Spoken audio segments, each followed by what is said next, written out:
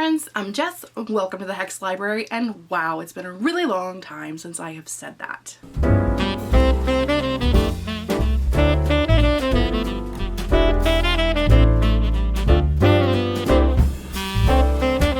I probably haven't filmed a video in over a month. It's December 14th right now, and if you've been here for the past 4 years, you know that I every year in December have done Advent, which means I've done a video every day from the 1st through the 24th.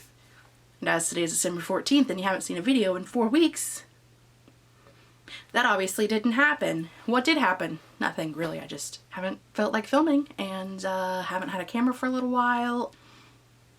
You know, now we're here. Now we're here, we're back, we're doing things. Today is going to be my wrap up and TBR takedown for November. There will be one final TBR takedown at the end of December, beginning of January. That will be where we'll be closing out TBR takedown and we'll be playing a new game.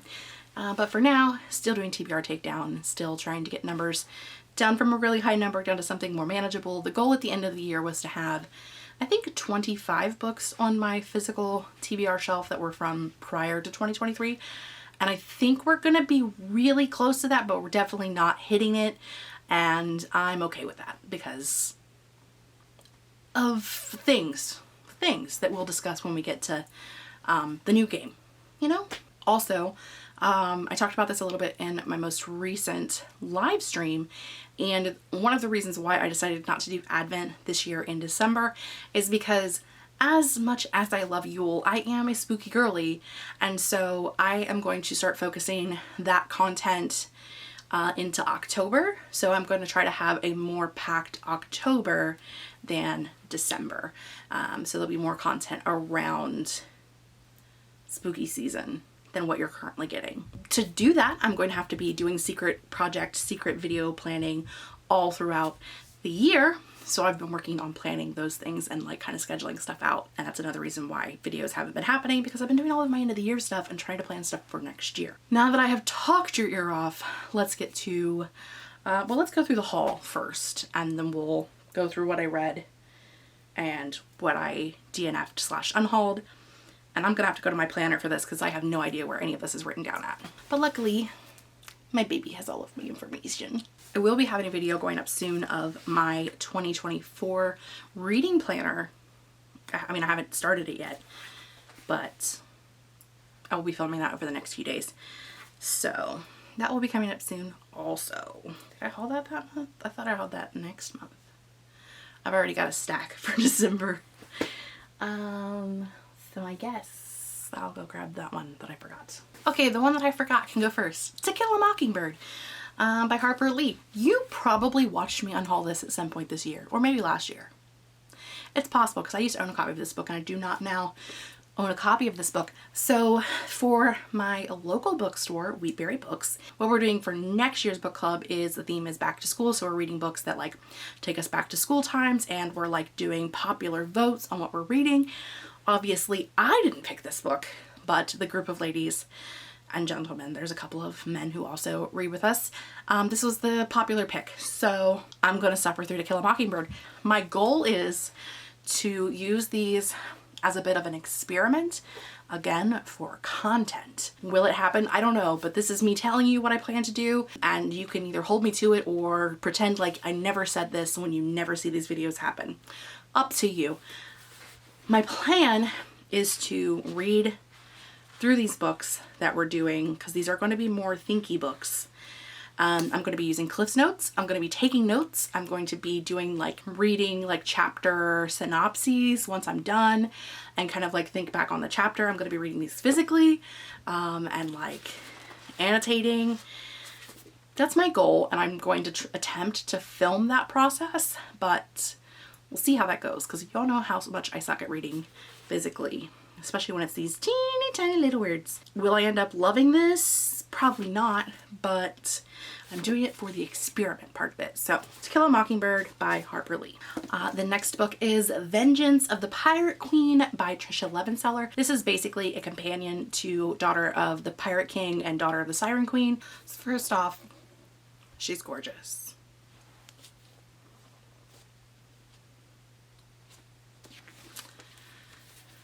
She has a map.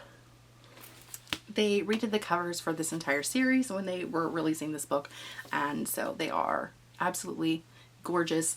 This book follows Sorenda, who is Alosa's first mate, I believe, during the previous series, and her love interest, Kieran, who we also meet in the previous series.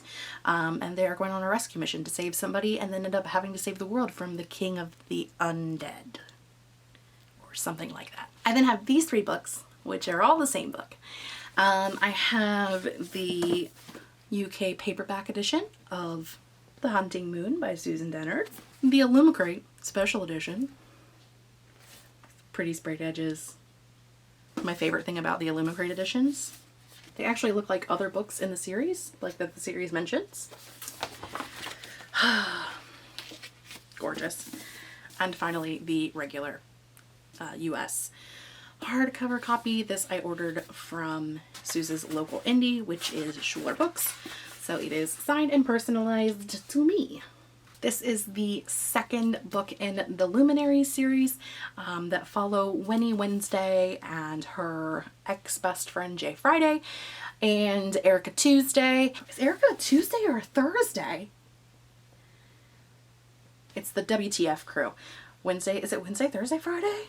Oh, I'll never remember now. Is Erica a Tuesday or a Thursday? My brain has left. It has gone. Anyway, follows Winnie after she and her family have been disgraced. They've been kicked out of the Luminaries because of something that her father supposedly did. And now she's old enough to take the trials to become a Luminary, and she hopes that she's going to be able to become a Luminary, and that's going to get her family back in with the families. And then things happen.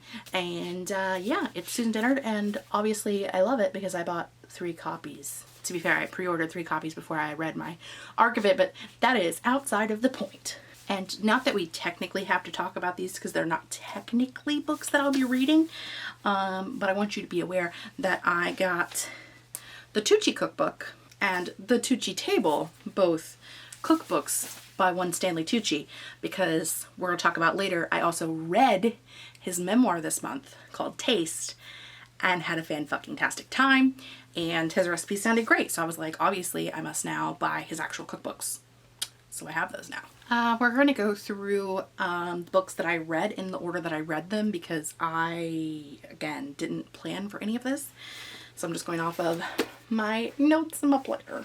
At 4.75 out of 5 stars, we have A Long Stretch of Bad Days by Mindy McGinnis. This book follows our 2 main characters whose names are Bristol and Lydia. It's the very first word in the Lydia Chast. Doesn't mind living in a small town. She just doesn't want to die in one.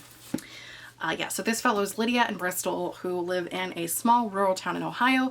Lydia has to get bonus credits to be able to graduate, and so she's given this project from her history teacher, and she decides that she's going to take a podcast that she normally does based on the town itself, and she's going to do a history project on the long stretch of bad days when her town had a tornado, a flood, and a murder all in the same week. And Bristol also needs these points, so then Lydia and Bristol get together, and then as they are going through trying to figure out what happened in this week and, you know, about the murder, because it's their town's only murder and it's also unsolved, they find that there's also a girl in that time span that also went missing, and no one has ever really looked for her. I knew from reading the very back of this book that I was going to love it. I read this when I hauled it. I also knew because I actually met with Mindy at the local bookstore, again, because she is sort of local-ish to me. She did a book signing at my local indie, and we talked about this book for like, I don't know, 2 hours, and I was super stoked to read it. The back of the book is just Lydia and Bristol talking about them having found out about the missing person. Her dad said occasionally things get missed even when everyone involved has the best intentions. Sometimes people fall through the cracks. And Bristol says, funny thing about those cracks, most of them are teenage girl shaped. Yeah, it was a fantastic read. It really captured small town Ohio life. If you have been here throughout this year, you may know that I also picked up earlier this year The Savage Side by Tiffany. I don't remember. Maybe I'll put up a picture. And it was supposed to be set in the town that I live in. And it was like There were some things that I could see and be like, yeah, I can see how that could happen. But it felt so unrealistic to like the society, the culture, the world that I live in. And it didn't feel like home to me. And you know, when you're reading a book that's set in your town, that's supposed to be based off of a true events that happened in your town, it should feel like home. And that definitely didn't. And I know that was kind of the point of it, because it's supposed to be like they're very different stories. The Savage Side is adult and gritty and very dark and deals with a lot of very dark topics. But I couldn't finish that book because it was too dark for me, A, and B, I wasn't having a good time, and it just felt sketchy. Like, it didn't feel like it should have felt for a book based off of where I live. This, however, as dark as it gets, because again, we're talking murder, we're talking missing girls, we're talking a bunch of things that happened. This felt like home. This felt like rural Ohio with like the busybodies and the way people talk about everything and the way everybody knows everybody, and like the downtown and like the population. And this felt like home to me. This book felt exactly like what my town feels like. And I know that that's because Mindy also is from a small town, and so like she knows what that is like. And this The Long Stretch of Bad Days is based off of stuff that happened in her hometown. So I mean, that makes sense. But this is very much girl power, very much deals with lack of attention put on girls who go missing, especially when they are not upper class white women. And it was a fantastic read. I had a great time. So highly recommend. I then read Camp Spirit by Excel Lenore, maybe? They're French. And my French is not good. This was a short graphic novel that I read for part of the Get a Clue readathon, and it was good. I liked it. It was about a girl who goes to camp based off of like her mother forcing her to go, and she thinks she's gonna have a terrible time, and it's not as bad as she thinks it is, but also there may be something paranormal happening, and also it's sapphic. So it was absolutely fine. I gave that 4 out of 5 stars. Also at a 4.75 out of 5 stars, I read This Wicked Fate by Kaylin Bayron. This is the follow-up to This Poison Heart. That is the name of the book. I loved this. This was fantastic. It was just as good as the first book. If you like Greek mythology, if you like reading books about like badass black women families, absolutely. If you like the like absolute kick-assness of families that are rooted in magic and mystery, much like Blood Like Magic or even Bloodmarked, I think that you would probably like this duology. They're all YA. They all deal with a badass black main character. What's not to love about that, you know? This one has a little bit more adventure than the first book. This one we go on a venture, and we get to see more of the Greek mythology aspects of it, and I liked the ending. I had a good time with this one. So I do actually have a copy of this book, even though my notes say that I don't. I must away. I then reread Vampire Academy by Richelle Mead. We were supposed to be reading this for Authortube book club. Nope, Authortube chat book club. None of us have discussed when we're actually going to do that. Are we actually going to do that? I don't know, but it's a thing we're supposed to be reading and a thing we're supposed to be doing. As an adult, I can objectively say that I love this book, because it doesn't matter that there is an age gap romance of like a 16-year-old and a 22-year-old, because I don't care, because I'm not going to be influenced by it. Should teenagers be reading this and idolizing that relationship? Probably not, but I'm 36. It's not going to hurt me any, so I love this. As always. I also read my arc of Bookshops and Bone Dust by Travis Baldree, and I gave that a 3.75 out of 5 stars. If you read Legends and Lattes and you enjoyed it, you will probably enjoy Bookshops and Bone Dust, but it's not as good. It's not the same. It has more of a plot. It still doesn't have a lot of plot, but it has more of a plot. It doesn't have quite the cozy, non-structural vibes that I loved from Bookshops and Bone Dust. I also think part of it is because I already kind of, you know where Viv's going to end up at, and so I think that kind of took away a little bit from it. But I mean, it's Viv in a bookshop having a great time, and also sapphic romances, so like, you know, it's not bad. I read Welcome to Dead House, or Welcome to the Dead House, whichever, by R.L. Stine. That's the first book in the Goosebumps series. I gave that a 2 out of 5 stars. That book was awful. I don't know how that launched an entire series. Wow. The kids, I really, really, really, really, really, really, really wanted the monsters, aka the things that were, you know, the villain, I wanted them to eat the children. I really wanted them to eat the children. The children were fucking annoying. I wanted to punch them in the face. I wanted to drown them in the river. I wanted to put a pillow over their face and suffocate them while they were sleeping, while they were fucking annoying. Yeah, I don't know how anybody, I don't know. No, if those were my children, I would be in jail for reasons previously mentioned. I then read The Hexologist by Josiah Bancroft, and I gave that a 3.5 out of 5 stars. I'm really torn on this one and if I want to continue on with the series, because I really thought about DNFing it multiple times because of the writing. It's very historical fiction-y style writing, and that's not my jam, but I loved the story. I loved the main characters. They were great. They were so good. They were so much fun to read. They were this fantastic romantic couple that was just like everything you want, like absolute goals in a romantic couple. And they have a magic bag, and inside the magic bag is a dragon, and they feed him stuff. They feed, like, the husband makes these like fantastic feasts to feed the dragon to keep him happy.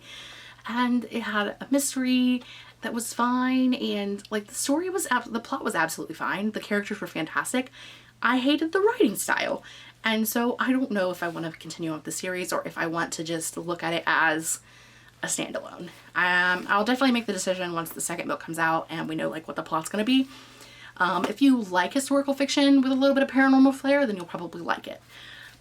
Not necessarily for me, not a bad book in any means, just not my style of writing that I prefer. I then read The Hunting Moon by Susan Dennard, which we've talked about at length. Where are they at? They're over here. This guy. And I gave it a 4.5 out of 5 stars. Did I read it before it came out even though I had an arc? No, I did not. No, I did not. My note says I read Witch Volume 14, but I obviously read Witch Volume 15 because that's the one that I have down. I gave this a 4 out of 5 stars. This one was fine. It was good. It was better than the last one. I think the last one was the one I didn't like. I still have a lot of questions about these girls and how old they're supposed to be because I think they're in middle school, but their boyfriends have facial hair, and I don't really know how I feel about that because I think their boyfriends go to different schools than them. So does that mean their boyfriends are in high school and they're in middle? I don't know. Okay, I just don't know, and I have a lot of questions about that. But I'm just preferring to like think of it as like everybody is 16. Everybody's 16. It makes it fine. Okay. Yeah, I had a good time. And then the last book that I read of the month was Taste by Stanley Tucci, and I gave that a 5 out of 5 stars. Do I normally rate memoirs? No, but you know what? I just went for it because I had a good feeling about it. It was a really good reading experience. It made me cry. It made me laugh. I love how Stanley Tucci had a wife who previously passed away from cancer and then has since remarried and had children with his new wife.